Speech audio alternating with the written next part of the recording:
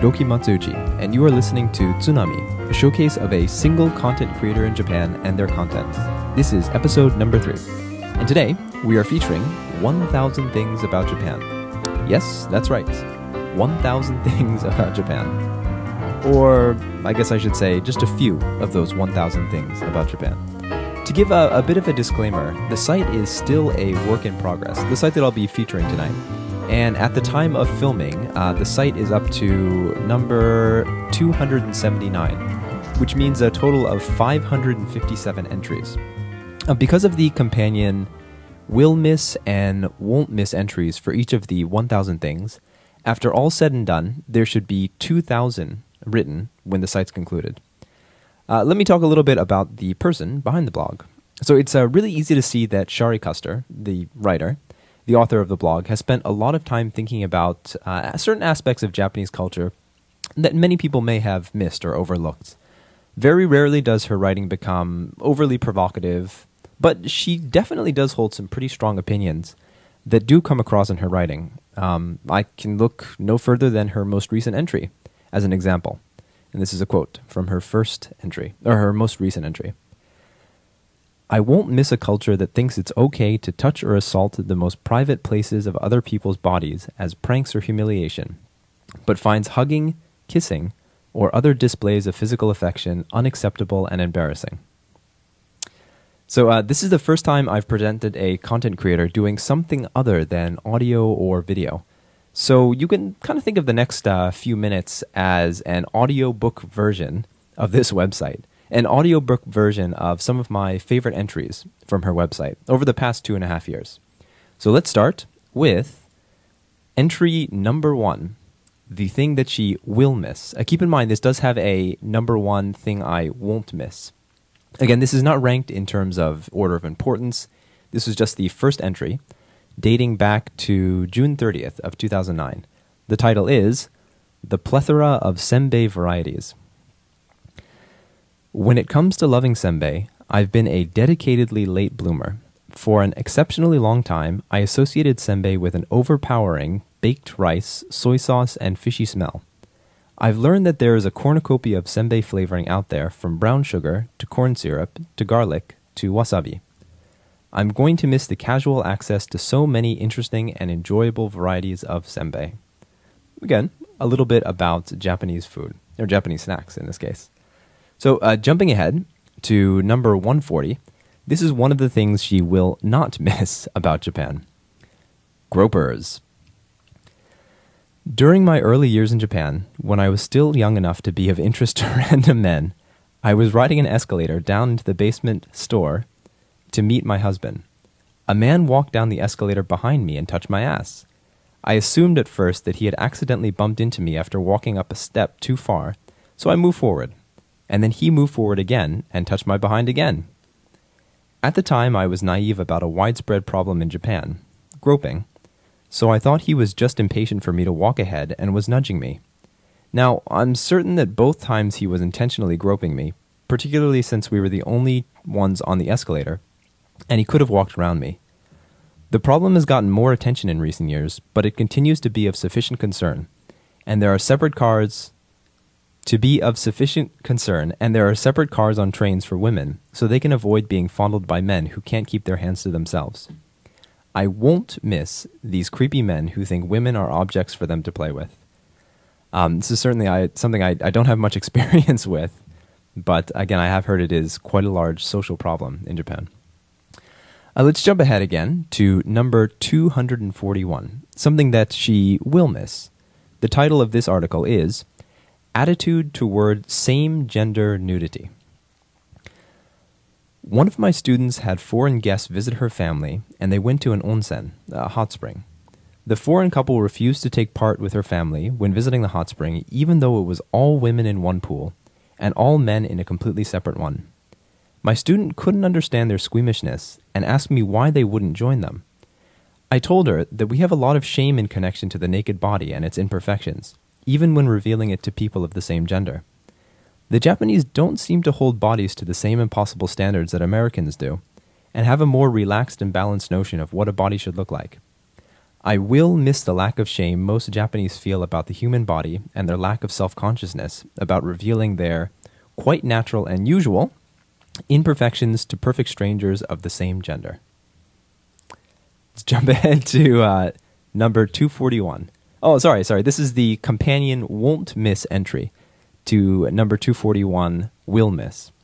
And the title of this entry is The Doo-Doo Streets. It's kind of changing it up a little bit. There's a back street near my home which I always take to go shopping for groceries, as it leads to a wonderful shopping area not too far from my apartment. The street is often traveled by pedestrians, but not in great number, and particularly not at night. It's also very popular for people to walk their dogs along when they need to go walkies. Though there are rules, possibly even laws in Japan about picking up after your dog, people who take their dogs out to do their business on the street frequently do not clean it up if no one's around. It's so bad that every single day when I walk down the streets, it smells like dog crap, and there are piles of it in various parts of the street, which is for pedestrians only, not an area for traffic. This is despite the fact that people who live in those areas are cleaning up the street in front of their homes every day. That means there's a fresh layer of crap being left behind on a regular basis. Ooh. I won't miss seeing and smelling the results of people who willfully and blatantly ignore the rules or laws about cleaning up after their dogs, simply because no one is there to see them do it. I'm sure you'd have a fit if you ever visited Paris, or maybe you've been there before. Although I have heard they've cleaned it up a little bit in the past few years. Let's again jump ahead to number 265. This is the won't miss entry. The title is Heated Toilet Seats in the Summer. Japanese toilet seats are a level of luxury that my stubborn heart cannot permit my obstinate behind to have. I can't see what is so tragic about wiping your own behind and sitting on a plain old toilet seat, so I've not invested in any of those fancy seats that do all the work for you. I do encounter them in public areas quite often. In fact, they are becoming more and more common in stores, medical facilities, even offices. At least some of the public toilets in Shibuya Station are these fancy types, and station toilets are usually becoming... Sorry, let me start that again. At least some of the public toilets in Shibuya Station are these fancy types, and station toilets are usually the bottom of the barrel. This is a clear sign that they are becoming ubiquitous. One thing which I absolutely hate about some of the public toilets with these high-tech seats is that people turn the heating controls on when it's already quite hot outside. It's as if they think a toilet seat in an 85-degree, 29-degree centigrade room is going to freeze their ass.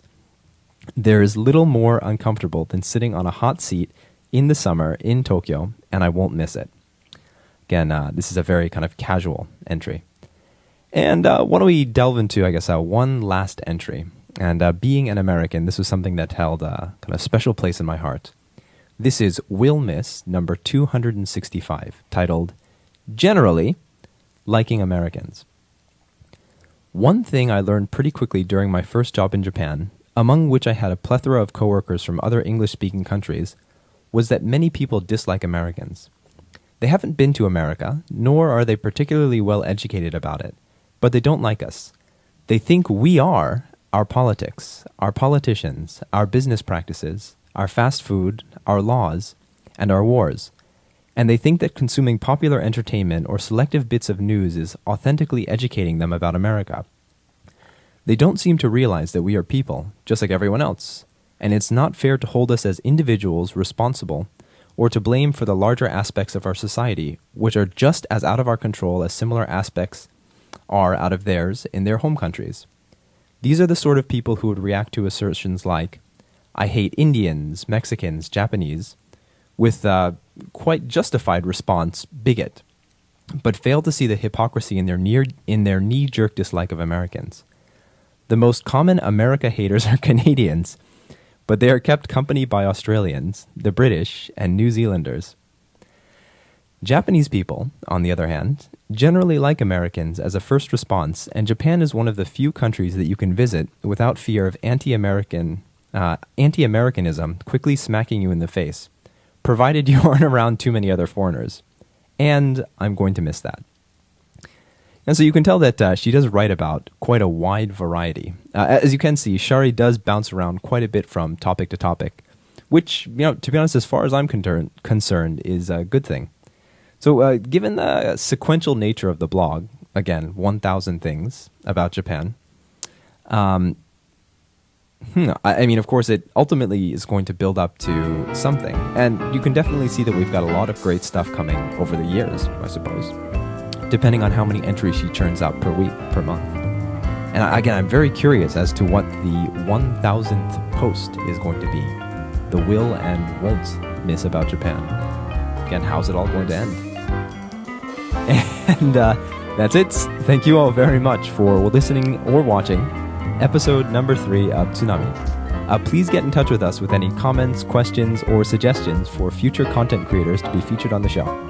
But for now, I am Hiroki Matsuuchi, leaving you with 1,000 reasons not to watch the next episode of Toonami. I can't really think of any. See you guys next week.